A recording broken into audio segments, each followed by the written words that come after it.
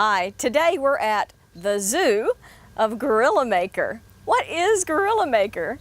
We're going to talk to Glenn Warner today and find out his story and how he started all this today on People of Northern Kentucky.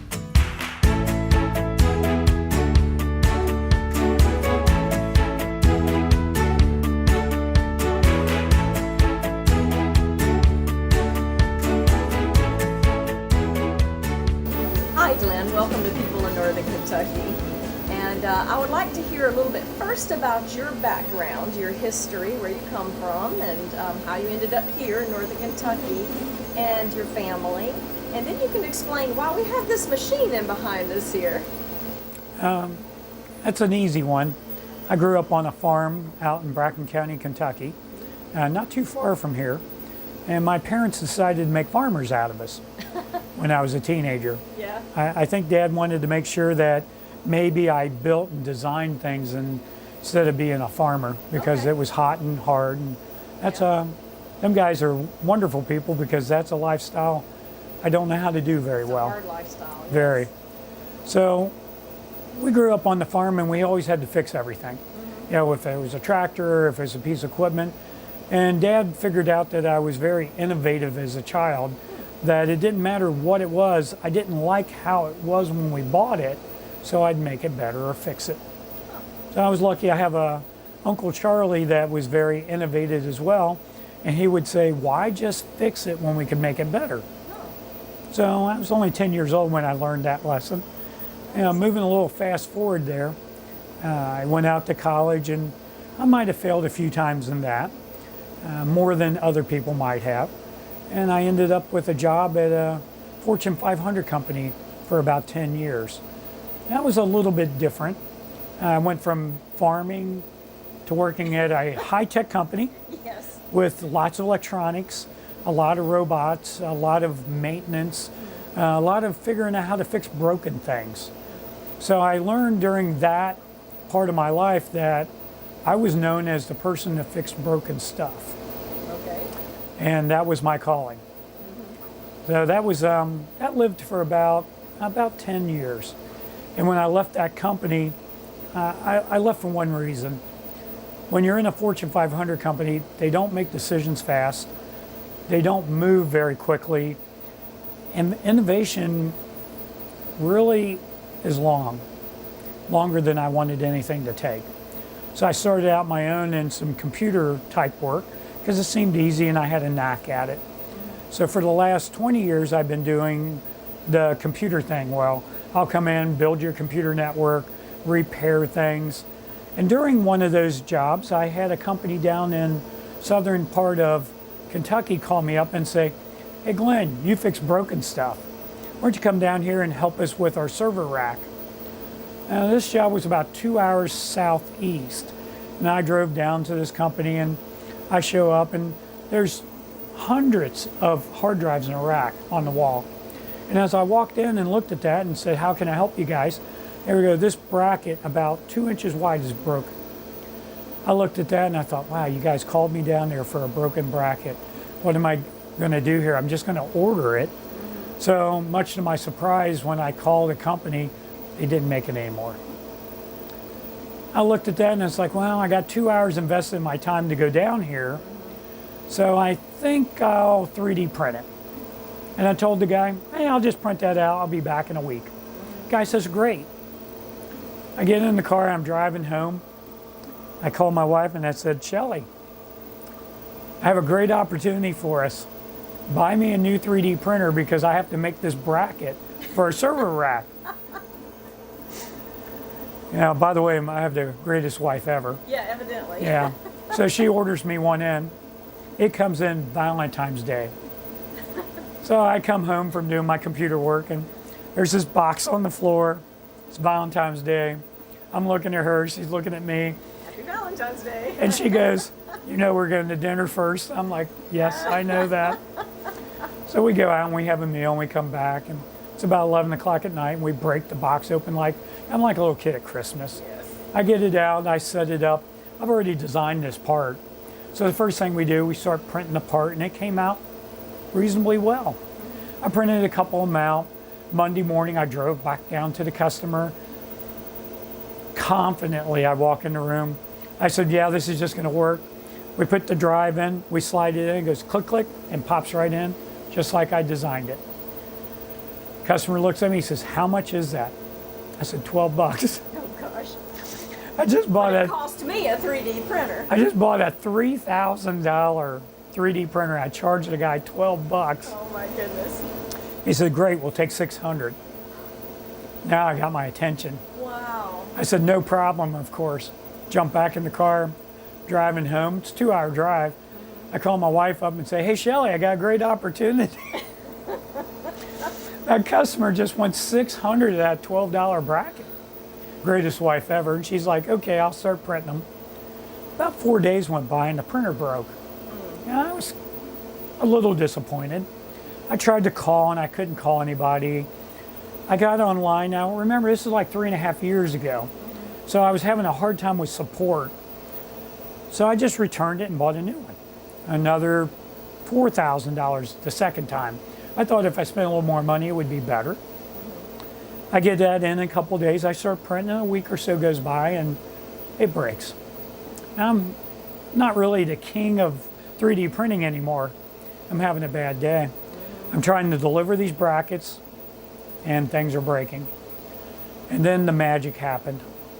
I'm on the internet, I'm on a forum, and someone says, Glenn, you don't understand. When you buy a 3D printer, you have to fix it first before you expect it to work the way you want to use it. Well, they obviously didn't know me very well because I did understand. I don't spend $3,000 and $4,000 for anything like this and expect to have to fix it.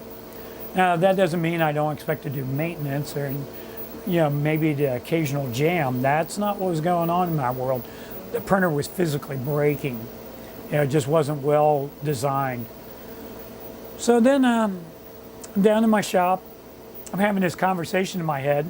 It was quite loud, I thought, in my head. I kept going, I could make a printer better than what I just bought twice. I barely got my order filled. It cost me $7,000 to make $7,000. So I wasn't feeling real special about that. I came upstairs and said, Shelly, I got a great opportunity for us. Shelly's a wonderful woman. She's the greatest wife ever, if I haven't told you. She gives me this time out. And I'm like, okay, what's up now? She goes, I know. We're going to build a 3D printer and we're going to call it GorillaMaker. I was like, She had the name? yeah. I said, how did you know that? She's like, well, you've been down in the shop for 2 weeks screaming it. It's like, I thought I was having a conversation up in my head, but that was not the case.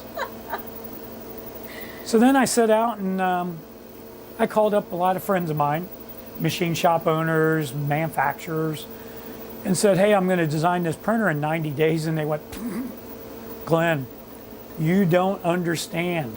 You can't design a printer in 90 days. Well, I'm kind of getting a lot of this lately. And I'm thinking, I don't think I'm going to listen. I don't think I care what other people think. So there was the lesson I learned. There's a lot of folks out there that when you're going to do something, sometimes we crabs and try to pull you back down the basket. And I was striving to get out. Yeah, I wanted to make a great printer. Now this one's called Lulu 1 because it was easy to spell. And you got to remember, I'm just a hillbilly with technology. There's just 2 letters there basically twice, so it was easy for me. So every time when I'm in an audience, people are asking, why Lulu? It's like, well, it's only 2 letters twice. It's easy to remember. So Lulu 1 is this exact unit. This design, exactly how it came out of the gate. I'm quite proud of that because going forward 3.5 years, when I take you to another case, the only thing you'll see different is this bezel is over here because we ran into an interference problem internally, another failure point. And by the way, I've failed a lot on this unit in incredible amounts of times. I feel like Thomas Edison at times that I can tell you hundreds of ways not to build a 3D printer. So I started out not with a touchscreen. I started out with a rotary dial over here on this machine. And if I'll turn this on, and you'll see that on this type of technology right here, that it has words on it and it has a dial that moves things around, but it's quite ugly in my opinion. But that's all we knew 3.5 years ago.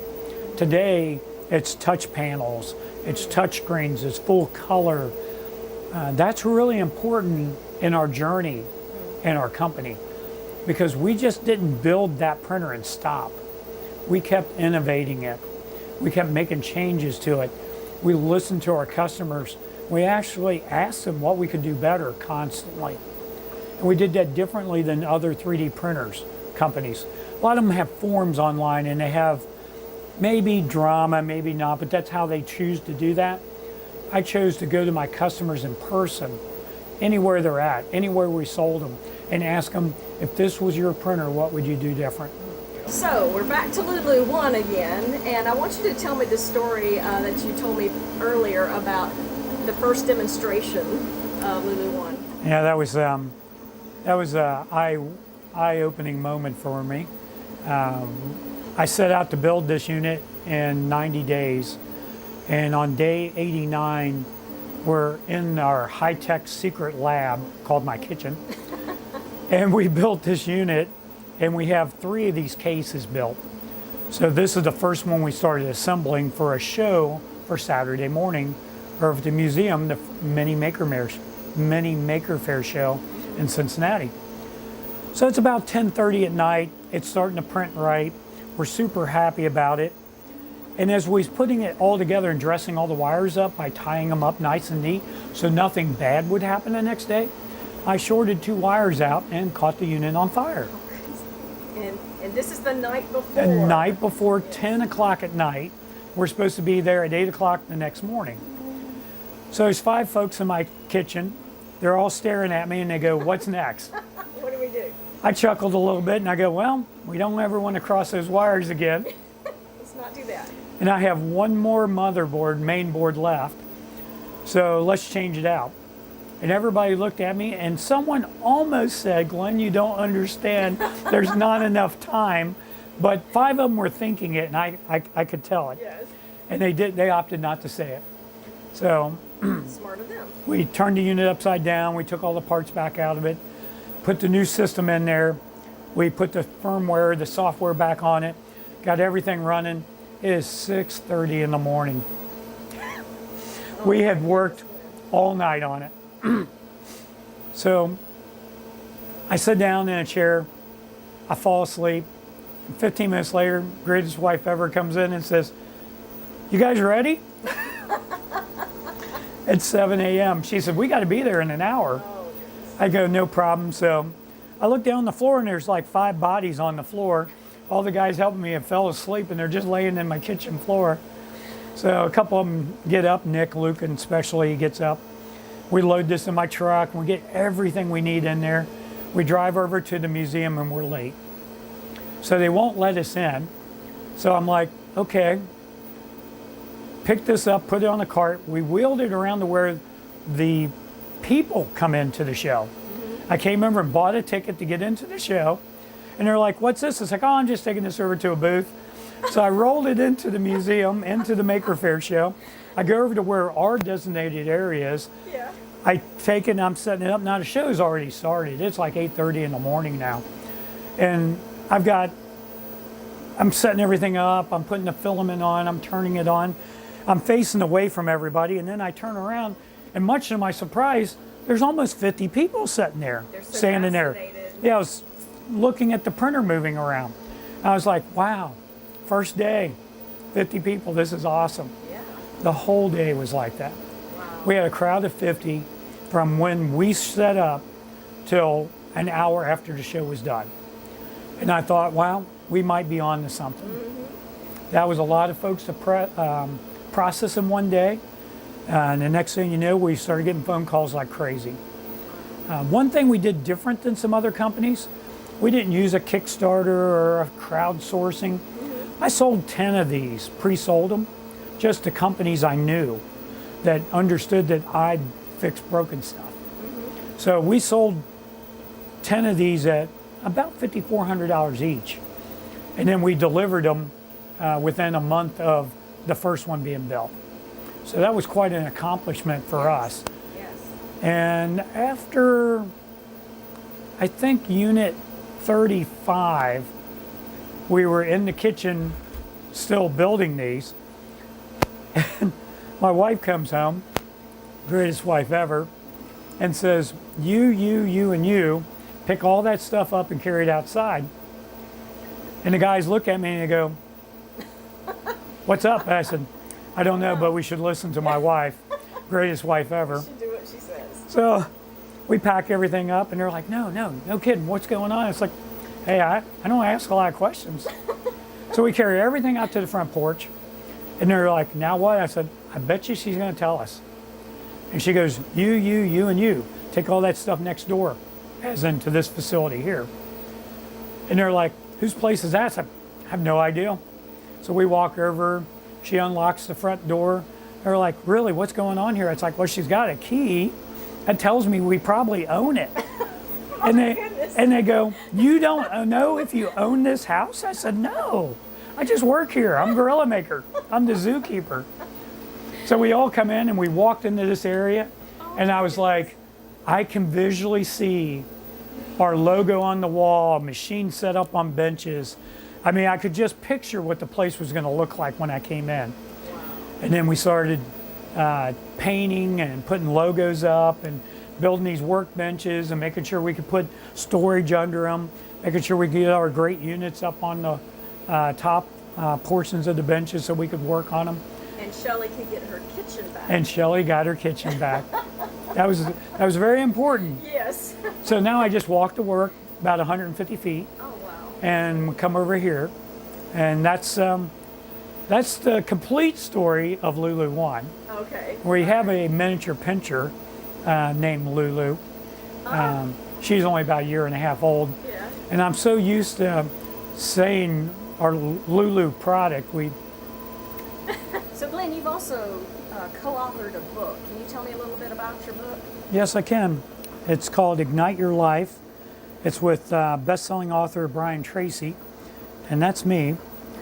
With the goatee. With the goatee. That's my favorite picture. It's the only suit that I actually own. And the photographer. You don't seem like a suit guy, Glenn. No, it's the only one I own. I've never wore the pants yet because I don't have no pants on in this picture. So I saved no. Now the woman photographer was humored. Yes. She did a great job.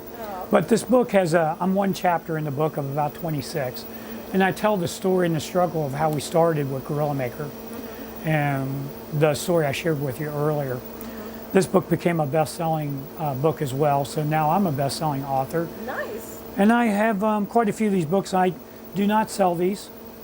They can go to my website, GorillaMaker.com, and there will be a link after this video that they can download my chapter free of charge.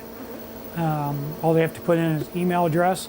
It'll email them back a link to download it, and they can have my chapter from the book for free. Well, why don't you show us a few other of your machines and explain what's the difference? I mean, Good question. Evidently, it's probably you've evolved. Yes, machines. And, absolutely. In 3 years, technology goes a long ways. Yeah, we keep moving with the times, so to speak. We're kind of like pioneers in our industry because we're willing to take any risk and try anything in our machines to make them go faster. So right here, this machine here is a GM 3D 700.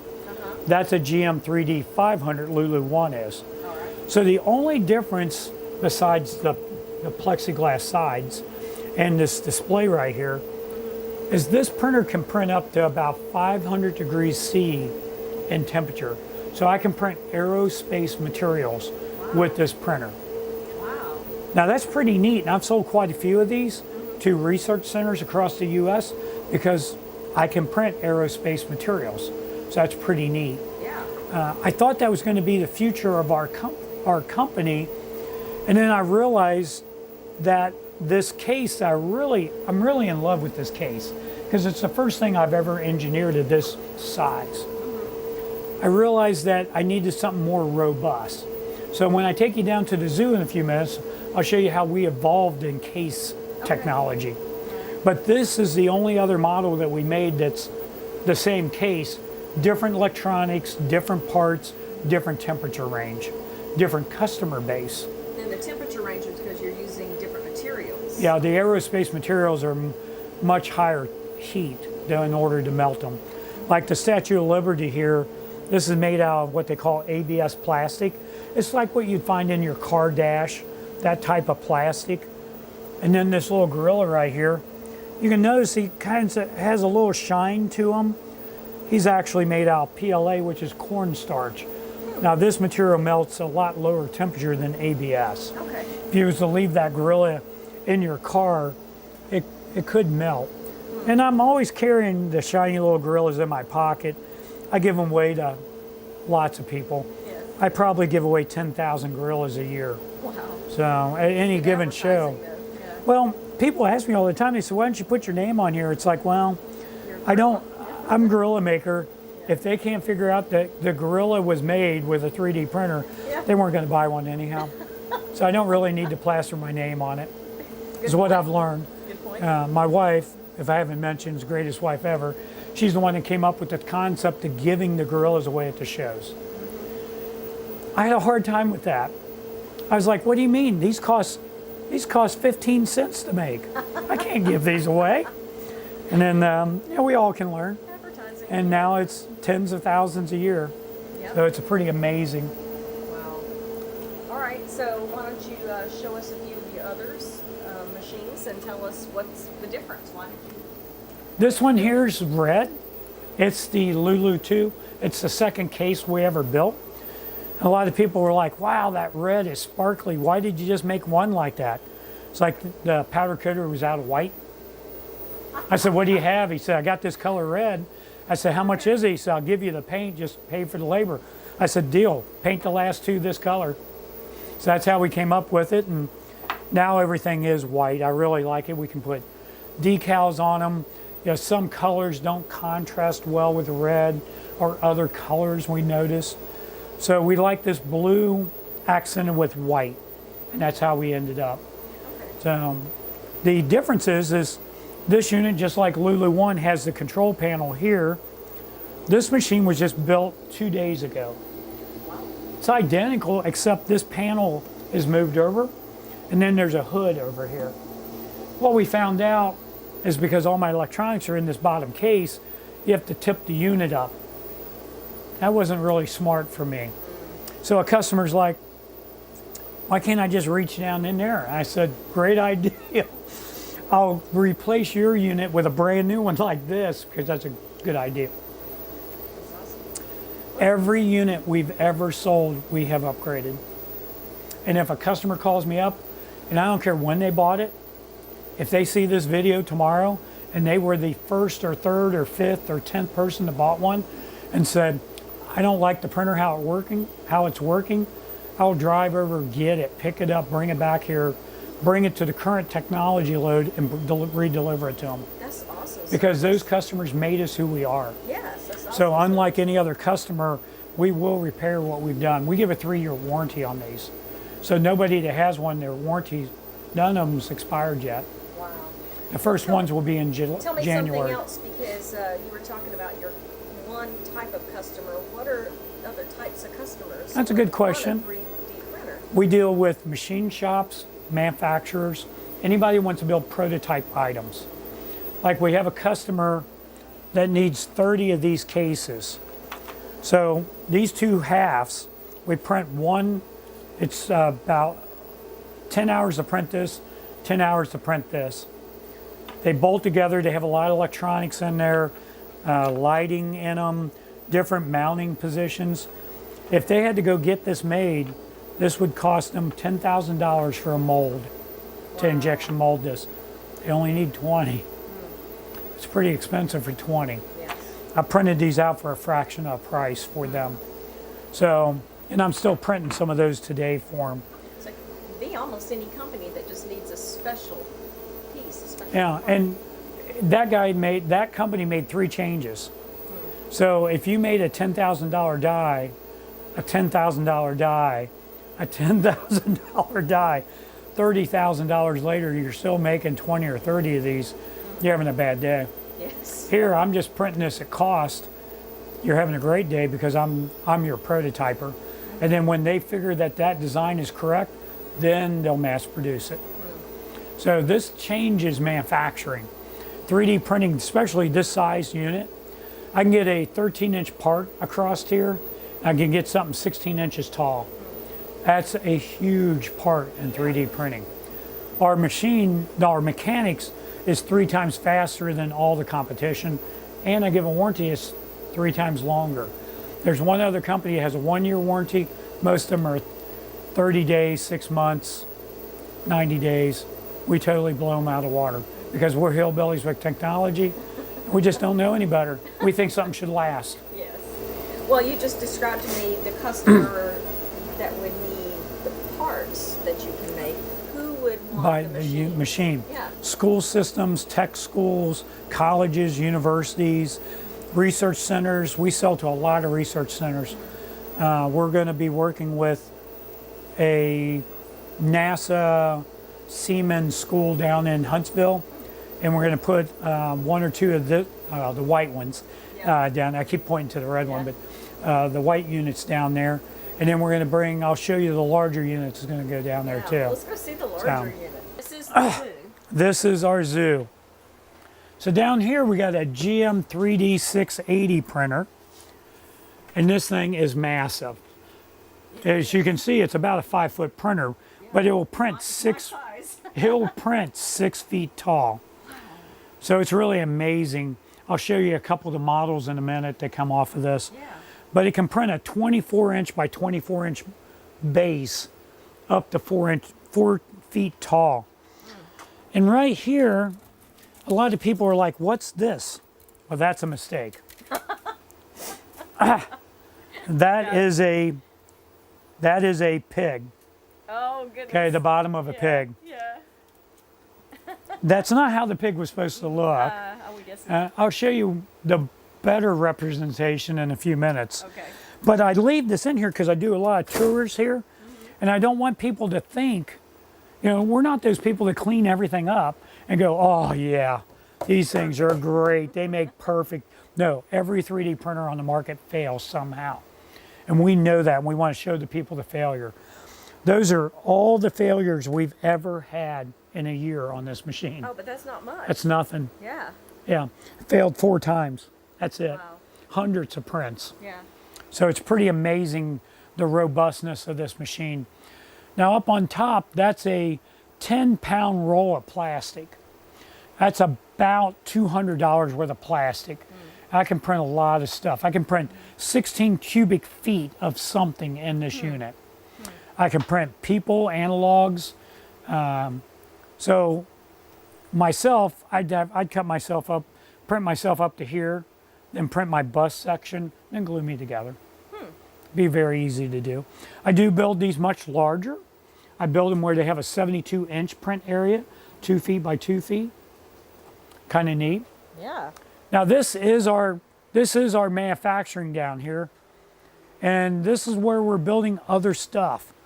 This is a GM 3D 810 model. This is a radical change for us. This is innovation at the finest.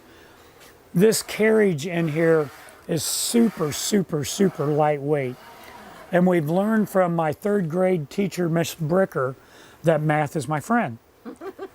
And because of her, I paid attention actually, Well, good. that Newton's laws of motion really affects 3D printers. The lighter this carriage is, the faster I can move. The faster I can move, the faster I can print stuff without error. So this model is made very modular. This panel and this panel is identical to this unit here. So this panel and this panel is the same on the blue unit. That side panel is longer, so out of this design, I have 3 units I can build with the same level of inventory. So How much faster is this one of these? this machine is twice as fast as our machines that are already 3 times faster. Okay. Considerably faster. And these are designed, some schools buy these. These price tags are a little bit different. When you're looking at the GM3D 500, that's around $3,500. That's right in line for the marketplace. This machine here, it has a 16-inch by 16-inch by 16-inch build area. It's a lot bigger, a lot faster, a lot more robust. This is what I sell to colleges and research centers. So if you're a NASA of the world, you'll want to buy one of these units or that big one down there. This is kind of small for you, for that type of company. Yes. But I know a lot of the schools systems now are doing maker spaces. Maker spaces. So this is great for a maker space. For a classroom, you'd probably want to put this in there. For your maker space, you're going to want this or that, or even the big one. So I hope in the Toyota space that there was donated to Boone County, I fully intend to have that GM3D 680, the big tall one, in there. That's going to be in the space and a couple of these as well. Oh, wow. So somehow we'll work something out. Yeah. Boone County's where I live. I've been here forever. Yes. Their space is going to have these machines. They'll have the best then. Nice. So it's kind of neat. We process things different than other folks. Down here, we have raw materials down below the benches. We have the cases designed where 3 different people can work on them at the same time. You can build a back, you can build a cage, you can build a base. Well, now you talk about people can work on them. So you tell me a little bit about your employees. Who are your employees? That's a great question. I'm really proud of this. Our company's open from 4 o'clock p.m. to 8 o'clock p.m. Several days a week. And the reason for that is juniors and seniors from our local high schools of our local area come work for us. That's cool. And everyone that's ever worked for me, like Gabe over there, Gabe is a stalker, because I went back and I looked at some video of ours from a Maker Faire show we was at, Yes. and Gabe was in 9 pictures of our booth. So now you know Gabe was stalking you. Yes, he was. And then one day he called me up and said, "Glenn, I would like a job." And I said, "Who are you?" "Gabe, of course." So he came in for an interview. He's been with us over a year now. And he's going to make a career path at GorillaMaker. Now, some students, they go to college. Some choose to stay with us on our journey moving forward. And it's a great opportunity for Gabe. I mean, I'd sure like to have been 19 and ground floor of a company like this. It'd been a lot of fun. Right. So it's funny how they find us. And such an innovative thing too. High tech, The things you would learn. Absolutely. Yeah. There's skills he's coming away with that really hard to learn somewhere else. And those juniors and seniors, they can really take that into college, into technology. Absolutely. Yeah. So this is what a typical base looks like. There's quite a few bolts. There's about 87 bolts in every case. And when you look down in here, you can see our electronics, how they're tied up. All this can be tested by itself, just like this. On top of that is our documentation. Now, it's kind of funny because I'm a computer guy. We write everything down. And then on paper. On paper. On paper. And then after we're very happy with this, Yes. then we type it in. And then we take pictures and we put it along with this. And we put it in our manufacturing book. Any job in our company can be learned in 18 minutes. Any job. I don't care if it's this assembly here, a new model, sub-assembly, 8 minutes or 18 minutes. That's it. Because we've documented everything. We've taken all the problems out of the manufacturing. A lot of people see our toolboxes even. They're like, "Wow, look how many tools you must have." Nope, I don't. It's inventory. Oh. It's vertical inventory. We've learned a long time ago that you need to keep certain things not in open crates, but in closed drawers that make sense.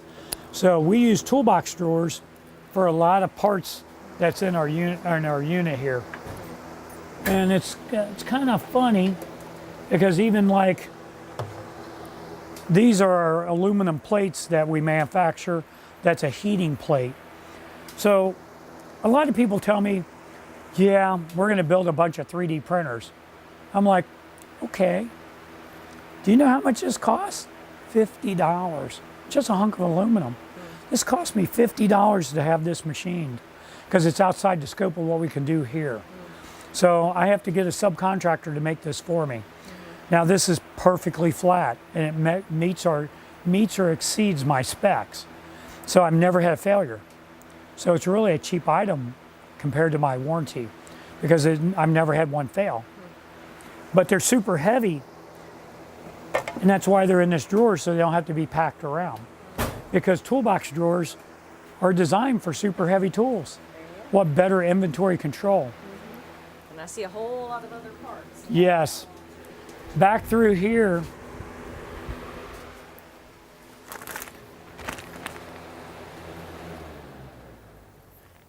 I felt like I was screaming. That's right. Back through here, everything's bagged and tagged. There's a part number here and then a procedure number. So what happens is the folks that work on the line over there, they take a basket and they take their documentation and they come over here and get every bag of every part they need that makes one of 3 of those assemblies. When they're done, they take this bag and they put it over here in this bucket. When Gabe or Cece or Justin or anybody comes in, they walk in, they wave at Glenn, they walk back here, they go to their assigned area. Yeah. They don't ask me what to do. We build printers. There's no No question of what to do today. absolutely. This is what we do. We build printers. Yeah. Gabe comes down, he picks out a bag that he likes, and then he'll grab, let me have your documentation book there. He'll grab this book and open it up and he'll go to the procedure number right there. This one's 15. It'll tell him what tools to get, what raw materials, how to process the raw materials, what else to do with it, and then this has a couple pages to it. Where to put them color-coded in the connector and what to do with it finally. Wow. And you can see where someone wrote down here a different procedure because they found something to be confusing. We empower every employee, students, to fix our documentation. Wow. About these, again, are high school students. high school students. You're working with. Yeah. So every month, each one of them gets a sheet like this. Now this is the exact sheet. What documents you used, what parts you made, and what quantities you made. We kind of like to make sure that everybody's processing the same amount of stuff in a time frame that makes sense. Okay. The most important part is, how could I have done my job better? We ask everybody here this all the time. It's like every other word out of my mouth. Someone's struggling. Why are you struggling? How can we do that job better? Because if you're struggling, we're not building printers. If we're not building printers, I can't pay these guys. And if I can't pay these guys, I can't sell printers. So we've noticed that that's kind of a necessity here, Yes. that we need to pay all these great students that are working for us. I closed your page. Gotta find your page again. But it's really neat where, you know, Gabe has everything he needs there to process the wiring that he needs to do. All the raw materials are right here, and then they become bagged materials. So everything here either has a label, a part number, a procedure in a book, something to help these guys on their way. And that's why every job can be taught in 18 minutes. I go around the country speaking keynotes all the time about inventing the unknown or how to streamline your manufacturing. And I didn't think of any of these things myself. I learned from Henry Ford. I read a bunch of his books on how he did automation, and I brought that down to our level. Wow. And that's how we roll here. The process is very, very important. Without the process, everybody would fail. And I can't have that because they all need jobs. You know, Gabe needs insurance. Gabe needs gas money. Gabe needs to go out Saturday night. You know, he has needs. I need Gabe to come back every time, you know. Right. So those are all great things. I've mentioned Gabe a lot because he's here today. Yes. I tell you, it's really neat to work with somebody at any age level that is passionate about what they're doing, because I love 3D printing. It's the coolest thing I've ever done in my entire life. I love going to shows. Gabe goes to shows with us. This year we're changing Gabe's role a little bit, and we're going to make him a mini Glenn. Ah. So he doesn't have to grow a goatee. But he's going to come to all our shows with us and travel with us so he can understand how we're selling to schools and everybody and be able to get the message out there as well because he wants to grow with the company. So it's a great opportunity for us to teach him, and it's a great opportunity for him because he's passionate about what he does here. Well, that's great. So this business started just because you were really just ticked off with with the 3D printer. That's the people. best. That is the best way I've ever heard that described. Yeah, I was upset. Became upset. Yes, yes. Yeah. And so you said, I'll fix this, I'll do it myself. But then in the process, you've actually also are teaching all these young people Yeah, that's a really a good. good skill, but also getting affordable 3D printers into the hands of schools everybody. and maker spaces. Yeah. And all. Yeah, I like what you said there. We thought we were going to be a 3D printing company. We understand we're trainers. We just happen to do it with 3D printing. When I go into a classroom, I've seen this happen hundreds of times where a teacher will come up to me and say, Sally has never spoken in my class in the years she's been here. We knew she could talk, but she asked you questions. I was like, right, I asked her questions. She said, Glenn, you don't understand. She hasn't really talked to anybody else, and she likes talking to you. It's like, right, we're 3D printing. We're the fun in manufacturing. Yeah, when we're coming giving away gorillas and talking to classes, and we're talking to them at whatever level we're at. If I'm at grade school, great. It's a grade school talk. If they want to talk engineering, we talk engineering. If it's a college, we talk to college folks at any number. I was down at Moorhead at it's called the Governor Scholar Program, and they invited me down there to do a keynote. I didn't understand that was going to be 3 hours. I did not run out of material. Oh, somehow that doesn't surprise me. And it was kind of funny. So I got to tell a lot of great stories. About 300 students down there. Wow. They asked the best questions I ever had anywhere, at any speak I've ever been to. Those folks, they tell me, I might have the number wrong, but around 800 students can apply for that in the state of Kentucky, and that's all they take every year for the Governor's Scholar Program. So I have 300 of these very, very, very intelligent students that are going to college asking me questions, and they well prepared themselves. Yeah. None of them were able to stump me. That was fun. Oh, yeah. But I was able to answer every question, which was fun for me. It was fun for them. It was very engaging because who wants to talk to a speaker that's going to make you go to sleep? Right. Well, what if somebody, other students or whatever, want to find out more, or schools, about GorillaMaker? What's the best place to get in touch with you? Oh, that's to find out great. more? Yeah, GorillaMaker.com, our primary website. GorillaMaker on Facebook. Okay. GorillaMaker on Twitter. GorillaMaker on almost any social media. Anywhere GorillaMaker will fit the name, that's where we're at right now. Okay, got it, got it. The website will give people a lot of information. Okay. They can always call me. My number's on the website. That number calls my phone, All right, and I answer my phone for everybody. nice. I really feel it's important that I'm the founder, I'm the inventor. Yeah. I want to deal with whatever questions, problems, opportunities there are for any of my customers, or just people that want me to come over and do a demo.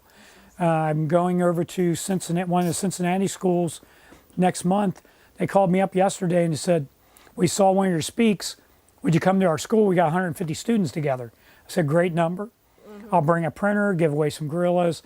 I'll bring a goatee on the stick, have picture funds with the kids.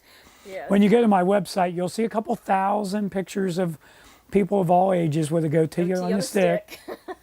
I actually have done that too. I have Yeah, a picture of me I with a remember goatee seeing on the one of stick. you. Yeah. Yes. Yeah. Well, so you've been very good to Northern Kentucky. I mean, you've been training their high schoolers for Yep. great jobs and making these 3D printers for this area and going to the maker spaces and all. I know there's a GorillaMaker in the Boone County maker space. Yes, there is. I'm quite proud of that Yeah, one. yeah. So you've been very good to them, but what do you like best about Northern Kentucky? Or what do you like doing in Northern Kentucky? You know, it's when you manufacture a product like this, I've had other states try to hire me. I mean, literally move me to Tennessee, Wow. to places like Oak Ridge National Laboratories. largest research center in the world. Wow. They would like me to be down there with a factory. And I said no, because it's not Kentucky. I grew up here. Yes. I'm a hillbilly with technology. I love the area. I love the people. It's a different way to give back now. Before I supported a lot of companies.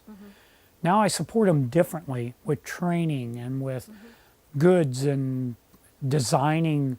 I help people design products better so they can 3D print. Because the misnomer is, if you have a part, let's just 3D print it. Well, no, let's design it right.